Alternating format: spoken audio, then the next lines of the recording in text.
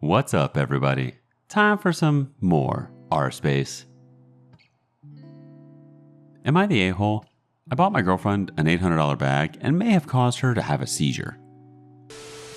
My girlfriend, 25 female, who worked as a veterinarian nurse, has had a rough year. She was diagnosed with epilepsy 10 years ago, but her seizures have suddenly become very frequent, and she was told by her doctor that she has to stop working until they can get her epilepsy under control again. I, 28 male, didn't want her to eat through her savings, so I've been financially supporting her as I work a decent paying job. This has made her incredibly depressed because she loved her job and she hates depending on others. This Christmas, my girlfriend and I agreed that we weren't going to be doing gifts, but after such a crap year, I felt like she deserved something and I decided to go all in and buy her a Coach bag. I spent $800 on it and have been hiding it from her for 2 months. I thought she'd be over the moon, but this morning I finally surprised her with it and she literally broke down crying and then started yelling at me. She told me that I was purposely trying to make her look like a crap partner because she can't afford to buy me anything, and then said that I was treating her like sugar baby, which I thought was completely ridiculous. I told her she was being dramatic and it's just a bag. She should be happy. This argument went on for about an hour before she told me, and I quote, "Shove the bag up your ass." And then she called her sister to come pick her up and take her to her parents. We've been together for 6 years, and this is the first Christmas we spent without each other, so I've been upset all day. I've called her repeatedly through the day, but she ignored them all, so I sent her a snarky text message. "Thanks for a great freaking Christmas." I think it's understandable that I'm frustrated. Around an hour ago, my girlfriend's sister called me to tell me that my girlfriend had a bad seizure and she had to be taken to the hospital, and then her sister tried to blame me for it because I stressed her out. I'm honestly that freaking pissed off about my entire situation, and I can't even see my girlfriend because no visitors are allowed at the hospital due to the restrictions. This is the worst Christmas ever, and it's all because I bought my girlfriend a present. Am I the a-hole here? Because I feel like I'm missing something. First response from Overlooked Charm. Everyone sucks here. I was on your side in the beginning, until the text. Your girlfriend is clearly going through a very stressful time, and is not processing her emotions appropriately. This doesn't give her the right to take it out on you though. She and her sister also can't go around blaming other people for her seizures. Yes, stress can exacerbate them, but it's not your fault that she's not dealing with her feelings about her financial situation appropriately. I understand your frustration, but hitting back with a text that is obviously sent to upset her or make her feel guilty didn't do anything to help the situation, especially when she very clearly is already struggling. You both could work on your communication. S10 Wanderer thinks, you're the a-hole. You agreed to not do gifts. You didn't pick up something small because she was important to you. That could be reciprocated by a good gesture in return. You did something she could not reciprocate and then tried to write it off. She was already stressed about it and felt worse for your gift. Mershark thinks, her, I feel scared and miserable because of losing a job I love, my financial independence, and possibly my health. I hate being financially indebted to you. Let's not exchange gifts this year. It'll just make me feel worse. Here, this'll make you feel better. Being even more financially indebted to me with this overpriced bag you never even asked for. I know you said you didn't want to exchange gifts, but I like to do whatever I want even after I agree to something. And I really wanted to show off how awesome I am and emphasize how low you are. Just because a gift is expensive doesn't make it thoughtful. On to the next one. Am I the a-hole for refusing to fire my personal trainer per his wife's request? Throw away because I don't want this on my main. I, 43 female, hired my trainer Alex, fake name, in mid-2018 through the gym. I asked for someone who understands chronic pain because I've had it for 20 years and need help managing it. Swimming did wonders until my body began to develop negative reactions to pool chemicals, which is why I switched to the gym. Long story short, Alex helped me beyond expectation. He helped me improve so much. A few months ago, my doctor actually switched me to milder pain medication and lowered the doses too. So as a token of appreciation, I gave Alex an early Christmas gift card last week with a $50 gift card. The message was a simple, "Thank you for your help. Best wishes." Today, I went for solo training and a woman approached me claiming to be Alex's wife. She accused me of getting friendly with Alex and demanded that I ask the gym to switch trainers. I refused and she got aggressive, so I got the staff involved and they removed her. Later, I told friends about the incident. They say I was disrespectful and should have honored her wishes, though I don't think Alex's wife's insecurity is my problem. I feel bad about possibly getting him into trouble at home. Am I the a-hole? ETA. Many of you mentioned the possibility of a stalker imposter, and now I'm getting chills. Never even thought of that.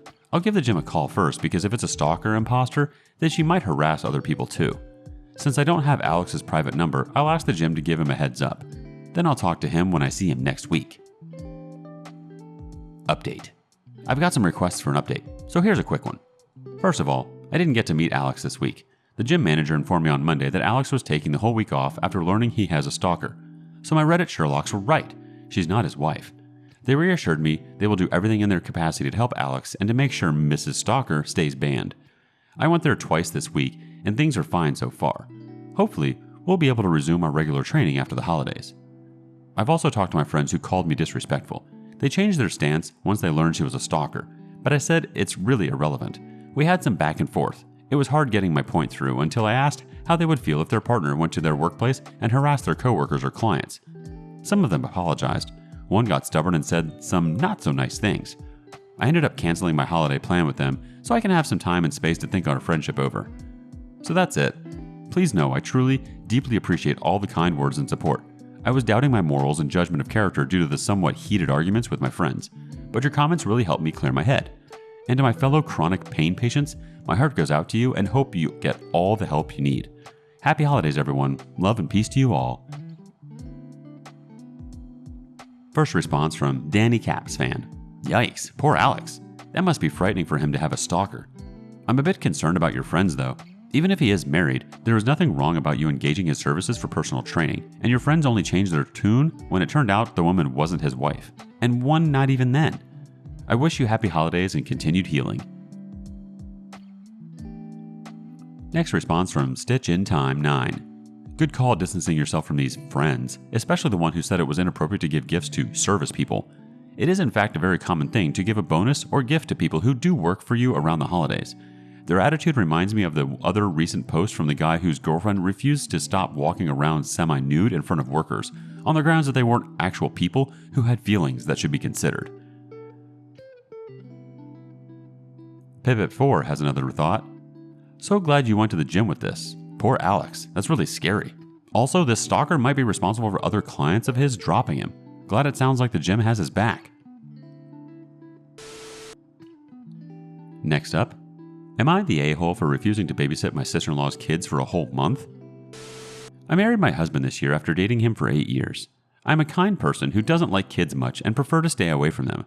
But 3 years back, my aunt had a brain hemorrhage and went into coma when her son was hardly 3 months old. My mom took him to our house and we eventually took care of him till she was discharged. My aunt is my godmother, and when I was little, my mom used to be sick all the time and she eventually raised me, and she still treats me as her own child. My husband, who was my boyfriend back then, knew about the whole scene. Now comes the day when my sister-in-law was going to have her hernia operation. So she came to our house since her husband is a careless freak and said he won't pay for the operation. My husband agreed on paying on all the medical expenses. Later, my husband told me she is expecting us to take care of her kids while she's undergoing the operation and recovering. I asked why ain't his 5 other sisters helping her in this, and he knew I didn't like kids and still expected me to take care of them for a month? He said I took care of my aunt's kids before, so why can't I take care of his niece and nephew? To be honest, my sister-in-law's kids are little monsters and nobody in my husband's family want to take them. Even his other sister took them for a day and dropped off at our place the next day. Am I the a-hole for saying no? First judgment from Merlinia. Not the a-hole. And if your husband wants to take them in, he should care for them primarily. She has a lot of options where the kids could go, and honestly, why would you take care of them if the husband is able to? That would be a big no for me too. Afraid Toe 3013 says, not the a-hole. Absolutely not. You said it yourself. She has 5 sisters and your husband already paid for the operation. Stand your ground on this. Next up, am I the a-hole for refusing to adhere to my girlfriend's family tradition of making tons of presents to everyone and demanding we have separate bank accounts when we marry? Long story short, my girlfriend's family has this tradition where they make presents to everyone, uncles, aunts, cousins, etc., and spend hundreds and hundreds of dollars each year. My side of the family doesn't make presents. I just make a gift to my parents. That's all, not even my sister, and I don't ask for presents in return. We just enjoy each other's company and bake cookies and stuff. Now, she insists that when we marry, I have to participate with her in this tradition. I just politely said no. I don't have much money, and I just landed a good job, so I want to start saving and buy stuff I like. Also, I'm extremely difficult to please and hate 99.999% of the presents I get. This blew up in an argument where I told her she can buy all the stupid stuff she wants to buy with her money, and we will have separate bank accounts. She told me she would choose the presents herself, say they are from the both of us, and I would just need to split the money. But I refuse to waste the money for people I barely know and don't give a single F about, when I don't even make presents to my own sister. She told me, "What if they make you a present?" I answered, "I would tell everyone beforehand that I don't want one, and I won't make one because I don't feel like it, and people never get a present, right?" She went crazy, told me I'm too extreme, and said there are social conventions we are required to follow, and I better find another girlfriend if I'm not willing to at least meet her halfway. First response from Bunny Bunny Biscuit. You're the a-hole. I wouldn't worry about it though. You're not going to end up married to this woman. To elaborate, joining another family means joining in on their traditions. Being rudely dismissive of them and swearing to never participate is a great way to never be invited to actually join the family. Next up, am I the a-hole for cringing when I open my presents and asking for them to return it? So I, 15, they, them, asked for a Switch, money, and a headset this year. I made sure that I told my dad and my stepmom multiple times. My stepbrother, 5, has gotten a bunch of expensive toys. He got at least 20 presents that costed a lot of money. My dad and stepmom got expensive gifts as well, and income isn't the issue. My family is well off and regularly travels out of the country. I'm never included in those trips. This year, when I opened my presents and saw that they had gotten me nail clippers, an ugly rainbow bag with LUV written on it that I would have liked in elementary school, cheap perfume, I'm allergic to a lot of perfume, and scrunchies that I already had.